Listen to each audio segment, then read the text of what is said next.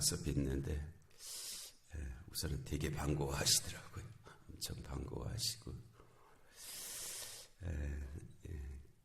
이제 침대에 좀 오래 계셨기 때문에 걷는 게 지금 이제 근육이 많이 빠져갖고 걷는 게 불편하신데 걷는 힘만 좀 생기면 같이 새벽기도 이제 나오실 수 있을 것 같아요. 그래서 많이 잡수시고 많이 걸으셔서 이 앞에 나와서 아멘 큰 소리로 할 수 있게 하실 줄로 믿습니다. 어제 가는 그 조나미 선교사님, 그 타지키스탄 선교사님 72 되셨거든요. 72. 사모님은 67인가 8 되셨는데 치매가 엄청 빨리 급작스럽게 진행돼 갖고 지금 전혀 사람을 알아보지 못하는 그런 지금 제주도에 있는 치매 요양병원에 지금 입원해 계시는데 하여튼 참 제일 어려운 병이죠. 병 중에 암은 그래도 자기가 다닐 수 있잖아요. 막 다닐 수도 있고 뭘 먹을 수도 있고 뭐 이렇게 대화도 가능하고 그런데 그가 이제 암보다 더 고통스러운 게 이제 이 뇌졸중 같은 걸로 인해서 이제 못 걷는 것, 보행이 불가능해진 그런 병이 더 어렵다고 그래. 환자들이 느끼는 고통의 크기가 암보다 그게 훨씬 크답니다. 자기 몸을 자기가 마음대로 움직이지 못하는 병이 환자들이 느끼는 그 고통의 합쳐놓은 그 고통의 합이 이제 그게 더 크대요. 물론 이 치매는 자기가 스스로 어떤 고통을 직접 느끼는 그런 것은 아니지만은 상황 자체가 갖는 의미가 있잖아요. 더 어렵죠. 치매는 그 모든 병보다 더 어려운 그런 상황인데 그 선교사님이 그러시더라고요. 타지키스탄에 아는 사람이 하나도 없다는 거예요. 가면은 자기 부인이 사모님이 조용한 사람이라서 그냥 뭐 그런 대로 그냥 그렇게 거기서 한 30년 사셨으니까요. 그냥 그렇게 사는 건 줄 알았는데 아마 그런 것들이 뭐 쌓이고 쌓여서 저렇게 된 모양이라고 되게 힘들어하시고 그러시더라. 기억나실 때 그 조나미 선교사님과 그 사모님 위해서도 기도해 주시기 바랍니다. 그리고 이제 이번 주 오후 3시에 이제 임직식 있잖아요. 앞에 있는 우리 교회로서는 2018년에 임직식 하고 나서 이번에 하니까 이제 한 7년 정도 있다가 처음 하는 일인데 또 그날 하늘문이 열리고 성령의 기름 부으심이 모인 모든 이들에게 임하시기를 위해서 기도해 주시기 바랍니다. 그래서 하나님의 큰 은혜가 임하시는 그런 날이 될 수 있도록 그렇게 기도해 주시기 바랍니다. 오순절 날이 이미 이름에 하여튼 받아놓은 날은 반드시 오니까요. 그래서 오순절 날도 임했고요. 그래서 거기에 호련히 하늘로부터 급하고 강한 바람 같은 소리가 있어 그들이 앉은 온 집에 가득하며 마치 불의 혀처럼 갈라지는 것들이 그들에게 보여 각 사람 위에 하나씩 임하여 있더니 그들이 다 성령의 충만함을 받고 성령이 말하게 하심을 따라 다른 언어들로 말하기를 시작하니라. 성령께서 임하심이 이제 소리로 또는 눈으로 그렇게 볼 수 있게 그런 은혜를 주셨고 또 그들이 성령의 충만함을 받았는데 그로 말미암아서 성령이 말하게 하심을 따라 말하기를 시작했다. 성령 충만의 결과죠. 성령이 말하게 하심을 따라서 말하기를 시작했다. 그러니까 이게 원인과 결과가 직선으로만 작용하는 것이 아니라 반복하면서 순환하거든요. 그 원인이 결과가 되고 결과가 다시 원인이 되고 이렇게 되는 거예요. 그게 이 세상의 모든 존재하는 방식이거든요. 원인이 결과가 되고 결과가 다시 원인이 되고 이게 사슬이 되어서 계속 순환되는 거예요. 선순환이라는 것은 좋은 일이 계속 더 좋아지고 더 좋아지는 게 선순환이고요. 악순환이라는 건 뭐냐면 되어지면 되어질수록 악하게 되는 게 악순환입니다.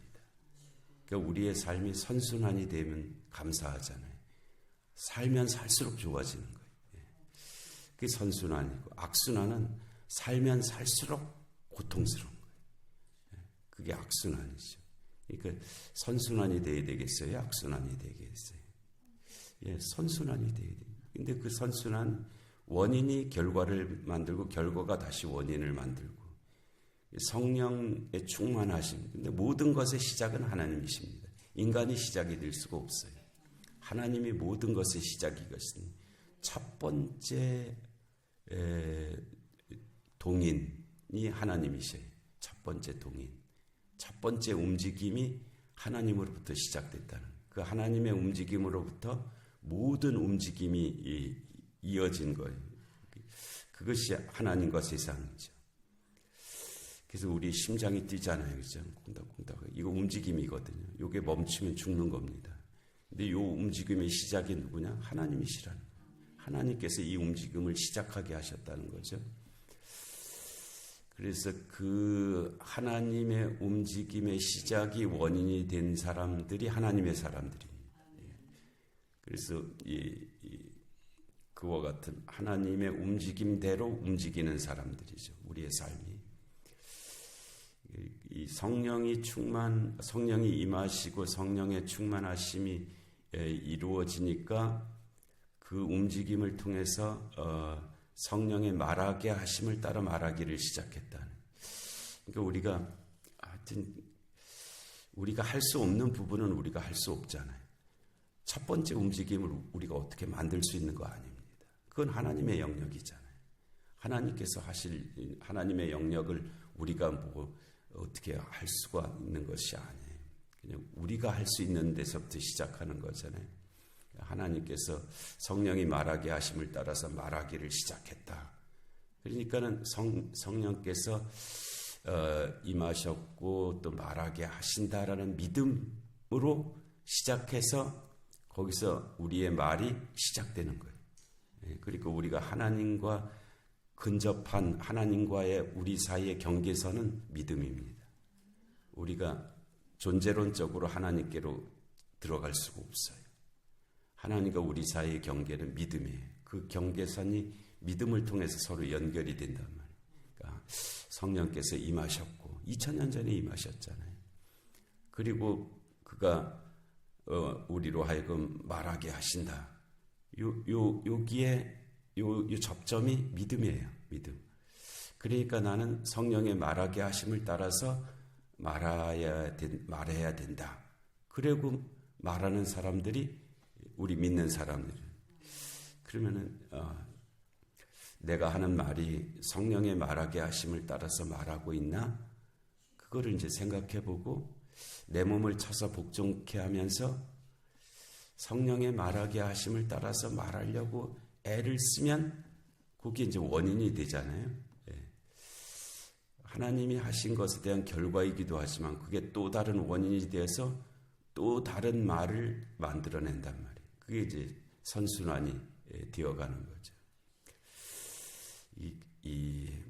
그래서 우리가 하는 말이 성령의 말하게 하심을 따라서 말하기를 시작하고 그것이 계속 이어지는 것이 성령의 사람들입니다. 그것이 자꾸 계속되면 그게 성령 충만이에요.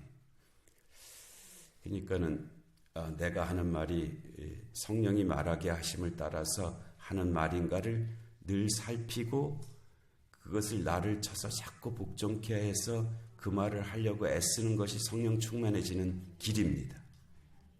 갑자기 하늘에서 불이 떨어져 갖고 성령 충만이 되는 것이 아니고요. 내가 하는 말이 성령의 말하게 하심을 따라서 하는 말인가로 자꾸 그거를 나를 쳐서 복종케 하면서 그 말을 계속 하고 또 하고 하는 과정에서 이루어지는 것이 성령 충만이에요. 이게 좀 예외의 사람이라서 예화를 들기가 좀 그런데 이초석이라는 분이 있어요. 그분 이단의 귀수. 그런데 그 사람 그분의 그 책 속에 그분이 이제 곁길로 나가기 전에 이단은 끝이 다른 사람들이거든요. 이게 출발하고 이렇게 어느 정도 갈 때까지는 아주 훌륭한 사람들입니다. 남다른 은혜를 받은 사람들이에요. 근데 끝이 은혜되게 하지 못해서 그렇게 된 사람들이에요. 은혜 받지 못한 사람들은 이단도 못 됩니다. 다 은혜를 받은 사람들 중에 끝이 달라진 사람들이 이단이거든요. 이 이단의 교주들은 더 그렇죠. 이분이 얼마나 그 하나님 앞에 열심을 내려고 했던 사람이냐면요. 시골 교회를 그때 무슨 교역자도 아니고 그냥 하여튼 뭐 직분자로 이렇게 섬겼는데 그 쌀이빗이라는 거 있거든요. 쌀이 나무로 만든 빗자루. 자기가 교회를 정말 섬겨야 되겠다고 하는 마음으로 쌀이 빗자루 10개가 닳아질 때까지 교회 마당을 쓸었다는 거예요. 거기에 무슨 지저분한 것이 있어서가 아니고요. 하여튼 교회를 섬기겠다고 하는 자기 마음을 행위로 나타내려고 하는 그 열심으로 쌀이 빗자루를 10개가 닳아질 때까지 교회를 쓸면서 그렇게 살았다는 거예요. 그리고 우리 교회 매주 청소해야 되거든요. 청소 안 하고 주일 예배 드릴 수 없잖아요. 좀 청소하러 나오라고 광고를 해도 안 나오고. 도대체 교회 누가 청소하는 유급 직원이 있는 것도 아닌데 나와서 예배 드리면서 이게 저절로 깨끗해집니까 교회가? 누군가는 와서 청소해야 깨끗해지지. 그리고 이분이 한번 말에 실수를 했대요. 화가 나서 그랬는지 어쩌는지 자기 해서는 안 될 말을 한 거예요. 그래놓고 이분이 어떻게 했냐면 강가에 가갖고 개울가에 가서 요만한 조약돌 동글동글한 거를 찾아서 자기 혀 밑에다 넣고 3년을 살았답니다. 이 혀 밑에다가 돌이 들어가면 혀가 못 움직이잖아요. 그 말이 안 돼요. 그러니까는 자기가 다른 사람하고 얘기하다가 불쑥 말이 나오잖아요. 그 말이 헛된 잘못된 말이 나오지 않게 하기 위해서 혀 밑에다가 조약돌을 넣고 3년을 살았다는 거예요. 그리고 말을 해야 될 일이 있으면 그거 빼고 말을 하는 거예요. 그 빼는 순간에 내가 해야 될 말과 안 해야 될 말이 구분이 되잖아요. 그리고 그냥 그 이상한 말이 툭 튀어나오는 거를 방지할 수가 있죠. 그렇게 해서 말에 실수를 하지 않기 위해서 3년을 조약돌을 혀 밑에다 넣고 살았다는 거예요. 그렇게 하나님 앞에 열심을 내려고 했던 사람이 왜 나중에 그렇게 곁길로 가게 됐는지 안타깝죠. 우리가 믿노라 하고 이 길을 가는 것도 하나님의 은혜입니다. 우리가 다른 길로 가지 않고 그래도 여기 있다고 하는 사실이 주는 의미가 그와 같죠. 그래서 성령이 말하게 하심을 따라서 말하기를 시작하는 것이 성령 충만입니다. 그게 자꾸 애를 쓰면 쓸수록 성령 충만해지는 거예요. 그러니까 하나님의 은혜가 임하는 방법도 어떻게든지 말씀에 순종하려고 하는 사람에게 임해야지 은혜가 이게 다른 길은 없어요. 그러니까 그 하나님의 많은 말씀 중에 어느 한 말씀이라도 붙잡고 애를 쓰면서 사는 사람에게 하나님의 은혜가 임합니다. 하나님의 말씀에 순종하려고 애쓰지 않는 사람에게 하나님의 은혜가 임할 리가 없습니다. 또 어느 말씀이라도 붙잡고 그 말씀에 자기를 져서 순종하려고 애쓰는 사람에게 하나님의 임재하심이 나타나는 거죠. 그리고 또 하나가 이제 다른 언어들로 말하기를 시작하니라.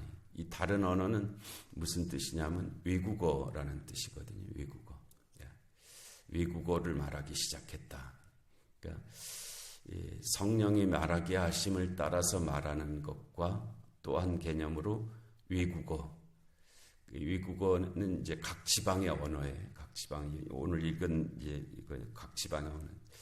이게 무슨 뜻이냐면 듣는 사람이 알아듣게 말했다는 거예요. 만일 이 외국어로 말하지 않으면 유대인들이 그 당시 아람어를 주로 썼는데 아람어를 말하면 아람어가 그 당시에 이제 세계 공통어의 의미는 있긴 했지만은 누가 다 아는 건 아니잖아요. 근데 못 알아들었을 터인데 각 지역의 언어로 말을 해서 그들이 알아들을 수 있게 해주었다. 바벨탑 사건을 통해서 언어가 흩어졌잖아요. 그렇죠? 바벨탑 사건을 통해서 언어가 흩어졌는데 성령이 임하심으로 말미암아서 그 흩어졌던 언어들이 다시 통하는 언어가 됐다는 거예요. 그게 오순절 사건. 그래서 우리가 하는 말이 듣는 사람이 알아들을 수 있는 말을 해줘야 됩니다. 자기 욕심에 하는 말은 다른 사람에게 전달이 안 됩니다. 내가 하는 말이 다른 사람에게 전달될 수 있는 말이 성령 충만한 사람의 말이었다.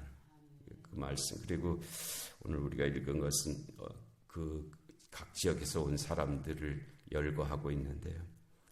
우리가 이 새벽에 기도하는 가운데 우리에게도 성령 충만의 역사가 또 함께 하셔서 성령이 말하게 하심을 따라서 말을 하고 또 듣는 사람이 알아들을 수 있는 말로 말할 수 있는 우리의 삶이 되게 하실 줄로 믿습니다.